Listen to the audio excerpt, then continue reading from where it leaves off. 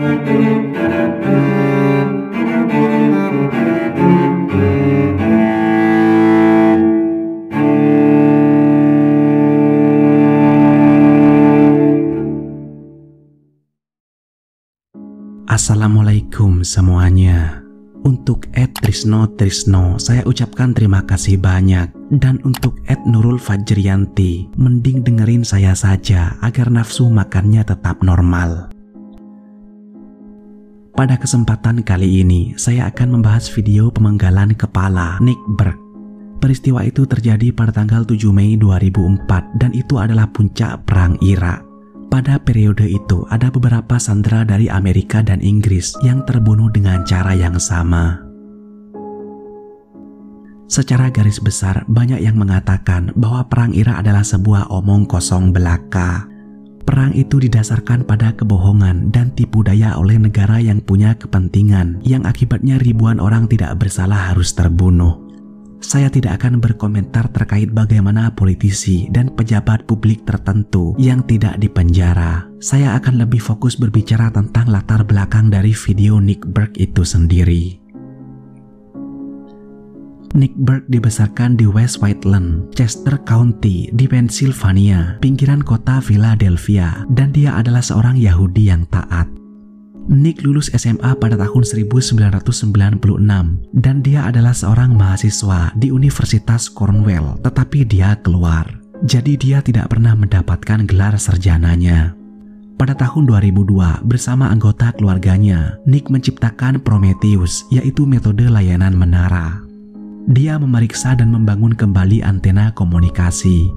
Ia juga telah mengunjungi Kenya dan Uganda pada proyek serupa. Bahkan Nick telah mendirikan anak perusahaan di Kenya sehingga secara keseluruhan bisnisnya berjalan dengan baik. Dia mendapatkan kontrak di seluruh dunia dan ya, untuk seorang pria muda berusia 20-an tanpa gelar sarjana, dia melakukan bisnisnya dengan sangat baik.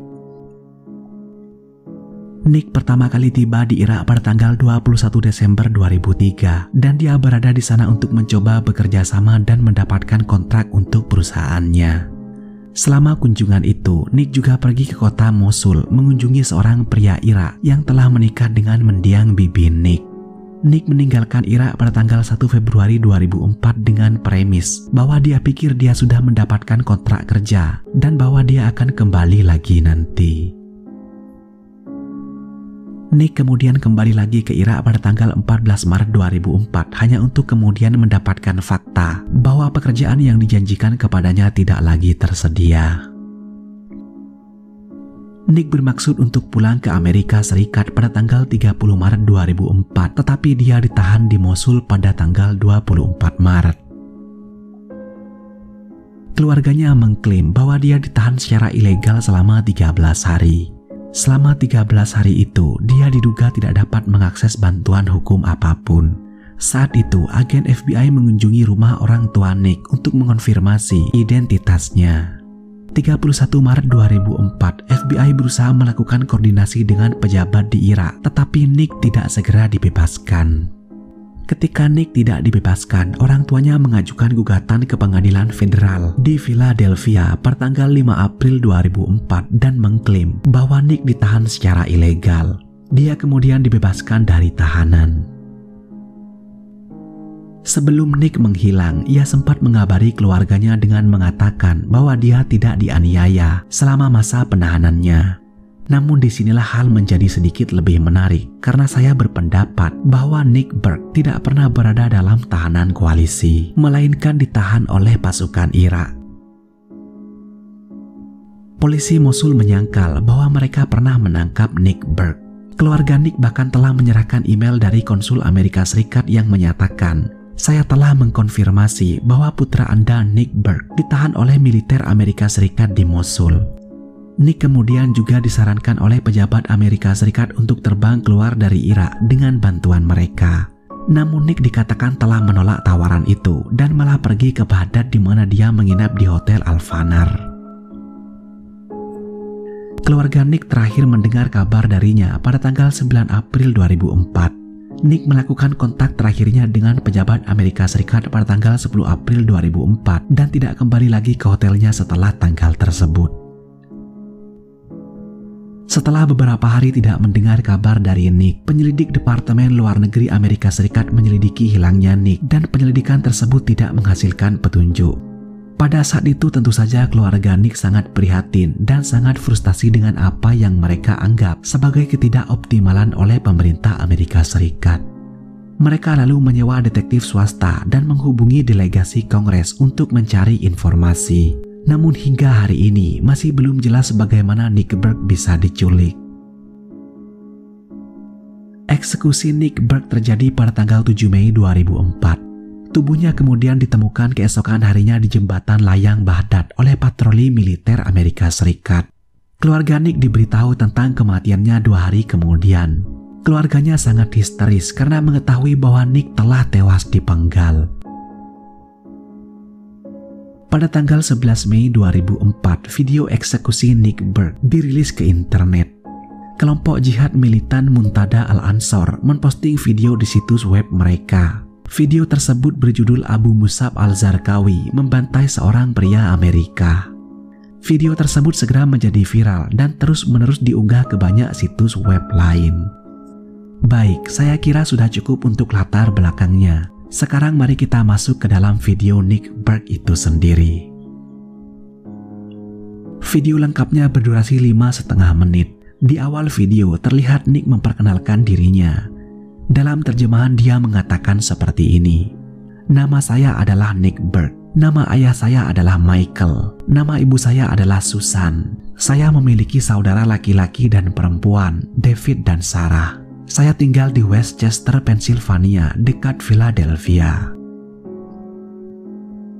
Saat Nick sedang berlutut di tanah dan para teroris berada di belakangnya, mereka membacakan sebuah pernyataan dalam bahasa Arab yang pada dasarnya itu mengarah pada hal-hal mengerikan yang dilakukan oleh kelompok yang mereka anggap sebagai teroris yang memaksa Nick Berg untuk bergabung. Dan kemudian mereka mengatakan akan segera memulai pemenggalan kepala Nick. Tetapi yang pasti, para pria itu memerlukan waktu sekitar 45 detik untuk menyelesaikan pemenggalan dan pada saat itu, salah satu pria mengangkat kepala Nick ke kamera. Dia berpose dengan kepala Nick beberapa menit, lalu kemudian dia meletakkan kepalanya di tubuh Nick Berg dan video itu pun berakhir. Tapi sebenarnya, apa yang membuat Nick Berg bisa mendapat nasib seperti itu?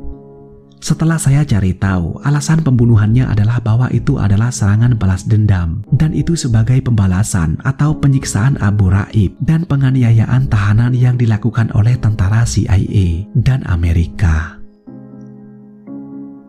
Video pemenggalan Nick Berg tersebut lebih mudah untuk ditonton karena kualitas kameranya sangat buruk sehingga kadang-kadang sulit untuk memahami apa yang sedang terjadi dan saya tidak dapat benar-benar melihat scene pemenggalan. Saya tidak dapat melihat seperti genangan darah atau semacamnya.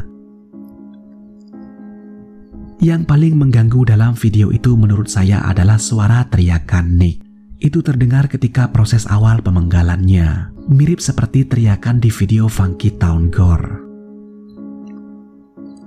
Sebagai informasi tambahan, jabatan resmi Nick Berg di ID card-nya adalah tukang reparasi menara radio. Tetapi banyak orang berspekulasi bahwa dia sebenarnya adalah seorang mata-mata, mungkin untuk Israel. Kenapa Israel? Karena sebelum dia pergi ke Irak, dia telah lebih dulu tinggal di Israel selama 1 tahun. Dan ketika dia pergi ke Irak, itu adalah momen yang sangat aneh untuk bepergian, mengingat perang baru saja dimulai. Keluarganya juga menunjukkan dokumen bahwa Nick ditahan sebelum pemenggalannya dan diduga itu dilakukan oleh pihak berwenang Amerika Serikat. Jadi seluruh skenario bagi saya tampak sangat mencurigakan. Amerika Serikat mengatakan bahwa mereka tidak pernah menahan Nick Berg dan mengatakan bahwa pasukan Iraklah yang melakukannya. Ataukah adu domba? Saya tidak tahu.